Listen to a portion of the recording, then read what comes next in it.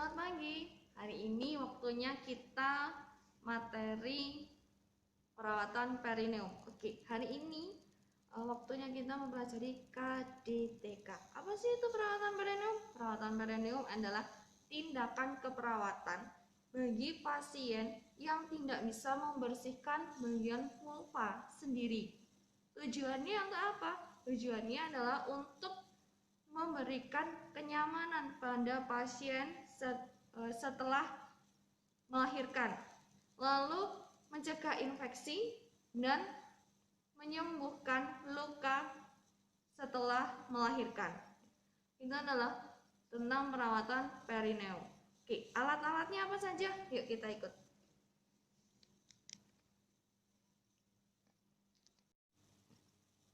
Oke, untuk penjelasan alat-alatnya adalah yang pertama ada selimut mandi.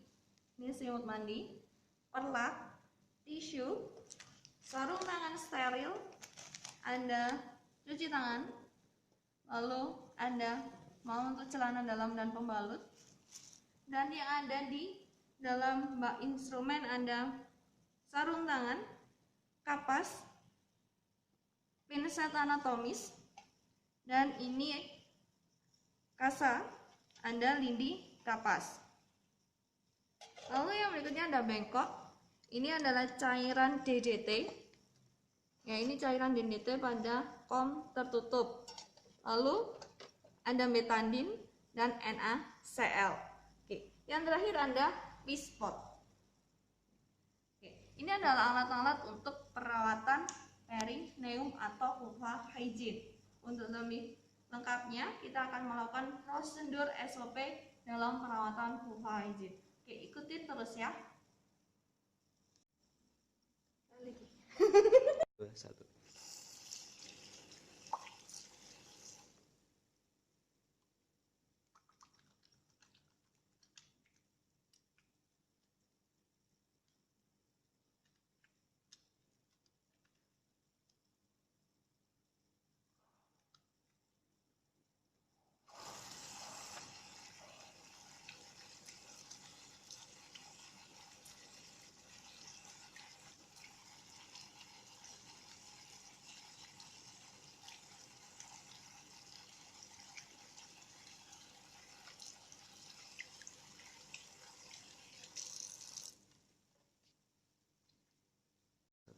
Ya, oke.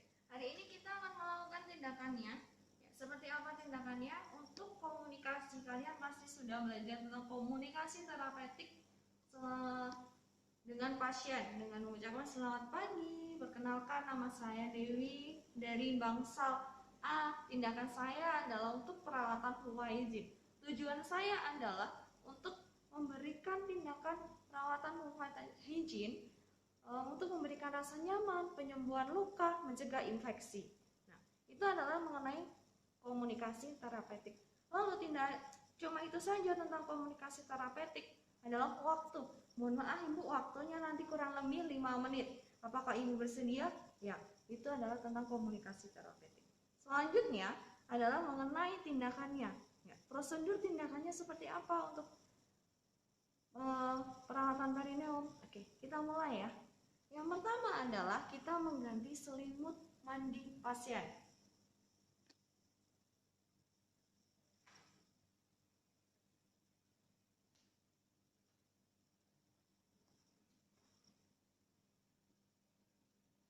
Untuk mengganti selimut mandi pasien dari atas ya, jangan dari bawah.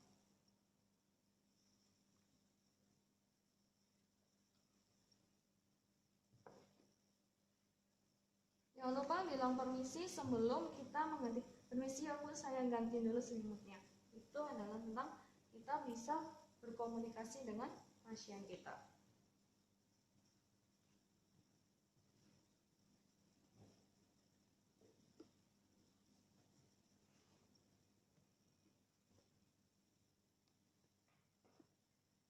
Untuk selanjutnya, setelah kita mengganti selimut, posisikan pasien dorsal recumbent. Ya, pasti kalian di kelas 11 waktu itu sudah belajar tentang dorsal recumbent. Ya, seperti apa dorsal recumbent? Mari kita lakukan. Mohon maaf Ibu, kita posisikan dorsal recumbent terlebih dahulu.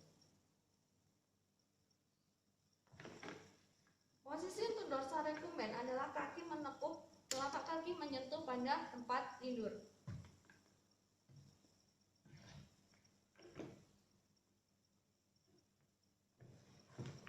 Ini adalah posisi dorsal lumbosa seperti ini.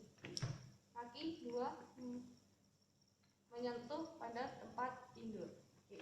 Untuk yang selanjutnya kita menggunakan sarung tangan. Tapi sebelumnya kita mulai tindakannya ya. Sebelumnya tadi kita bawa bispotnya dua. Yang pertama untuk BAB dan BAK, yang berikutnya adalah untuk membersihkan bagian vulva. Oke, kita pasang bispotnya dulu.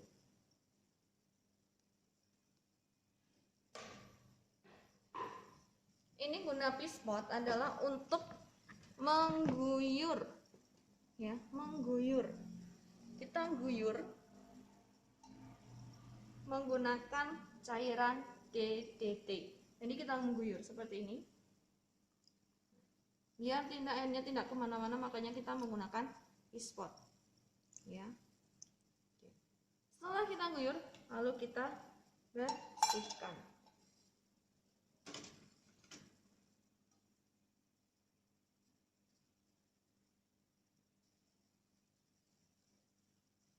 Kita keringkan dulu.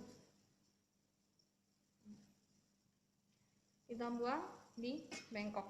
Bengkok kita dekatkan, buang bengkok. Lalu pispot kita ambil.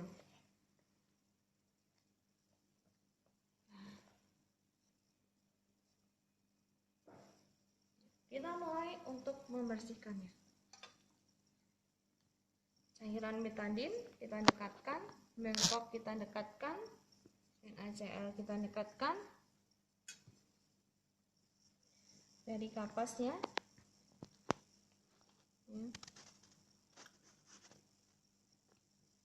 Kita mulai dari labia mayora kiri dulu, kita usap satu kali. Kita usap sekali, buang. Kita masukkan lagi. Kita usap sekali lagi, buang. Lalu yang berikutnya adalah labia mayora kanan. Kita usap sekali saja, buang.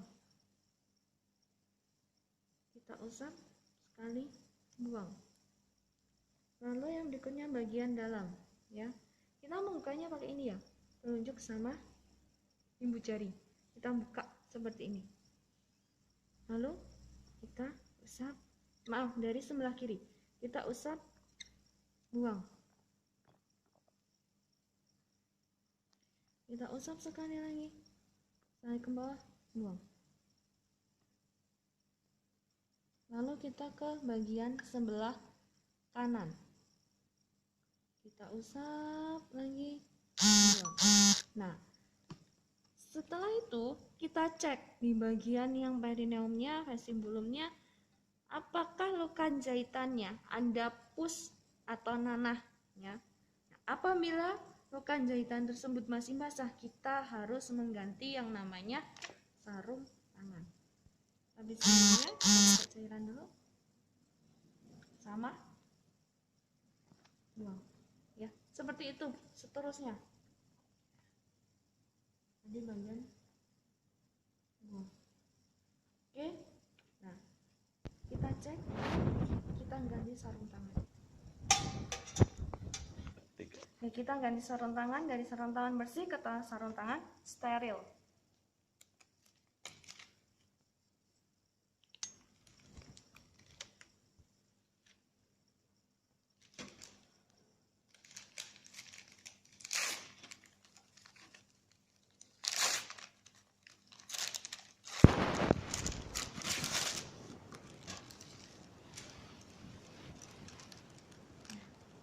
Ini ya.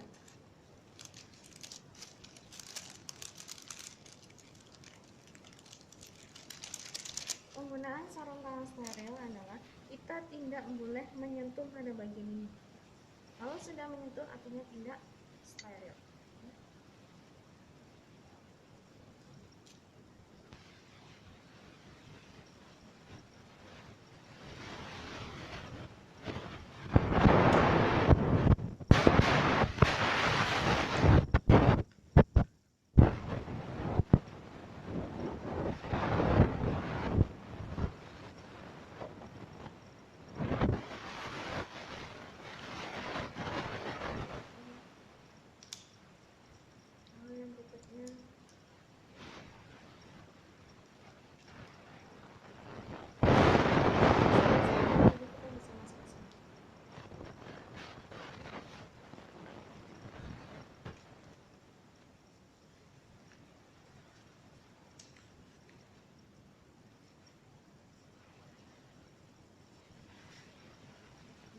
penggunaan saluran steril. Kegunaannya adalah untuk perawatan luka setelah melahirkan.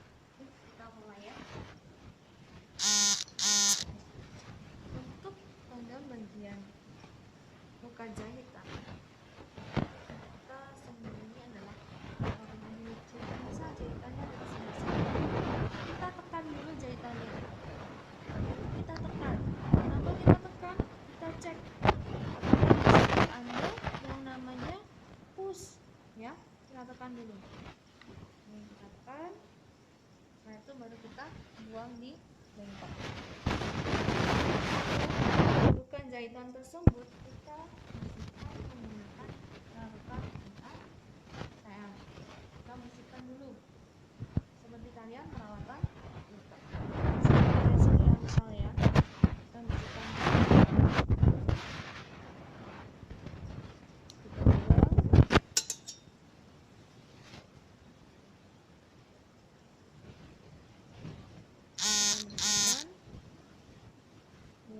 lalu setelah itu baru kita menggunakan betadine.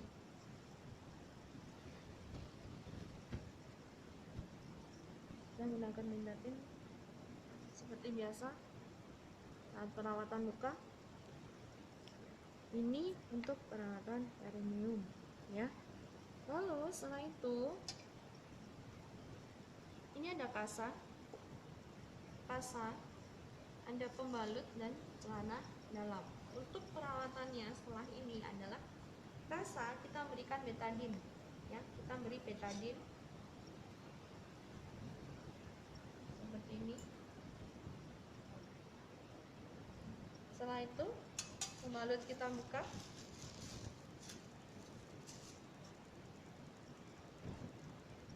Kita pasangkan pada celana dalam pasien.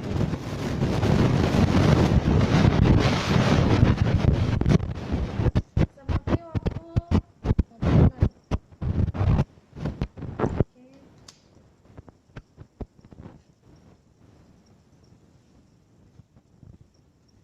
Lalu itu betadine kita tempelkan pada bagian pembalut. Ya, kita tempelkan di bagian pembalut. Kenapa kita tempelkan di sini? Agar lukanya nempel langsung di sini. Nah, ini setelah ini baru kita pakaikan ke pasien. Nah, ini dipakaikan ke pasien, otomatis betadine-nya nempel di luka pasien. Oke, itu adalah mengenai perawatan perineum atau perawatan vulva ke pasien. Ini ya. Setelah itu alat-alatnya kita singkirkan.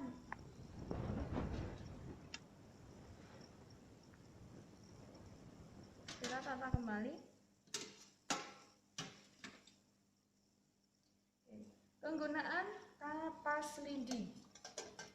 Kalau memang tidak ada kapas lidi, kita bisa menggunakan kapas sublimat untuk menekan luka. Tapi kalau memang ada, kita bisa menggunakan ini, ya. Pakai betadine bisa, lalu menekan luka apabila ini juga bisa. Ya, tapi kalau memang tidak ada, kita bisa menggunakan ini, kapas sublimat. Ya.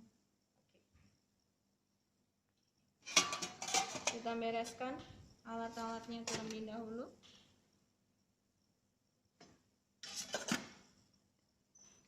Lalu kita angkat.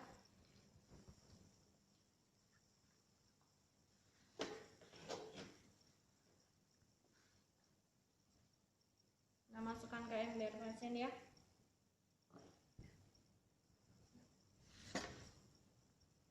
Oke.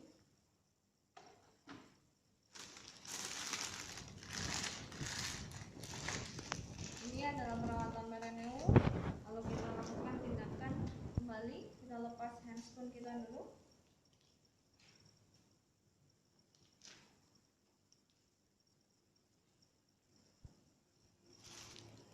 Ya, kita rapikan pasien, kita ganti selimut mandi dari ke selimut tidur. Oke, kita ganti selimut pasien. Hampir sama dengan yang awal tadi, kita ganti selimut dari atas dulu.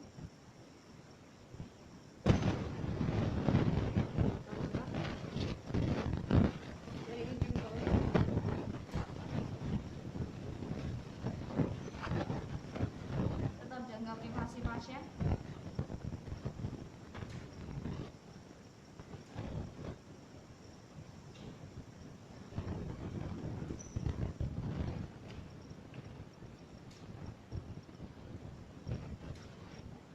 Selimut yang sudah dipakai ditaruh di dalam ember. Kita rapikan pasiennya.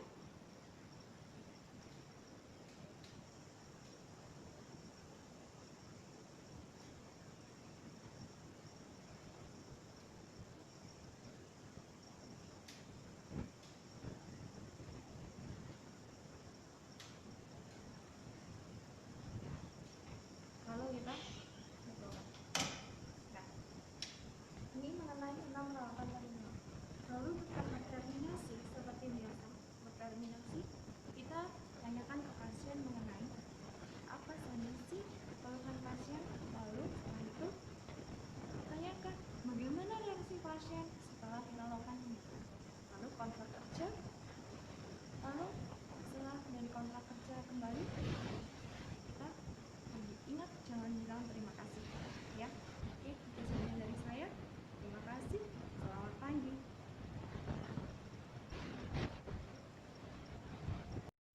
Oke, ada kuis untuk kalian semua. Tadi sudah menyimak bagaimana prosedur tindakan dari perawatan vulva hygiene. Pasti kalian menyimaknya dari awal sampai habis. Oke, hari ini ada kuis dari saya. Kuisnya adalah apa fungsi dari cairan DDT.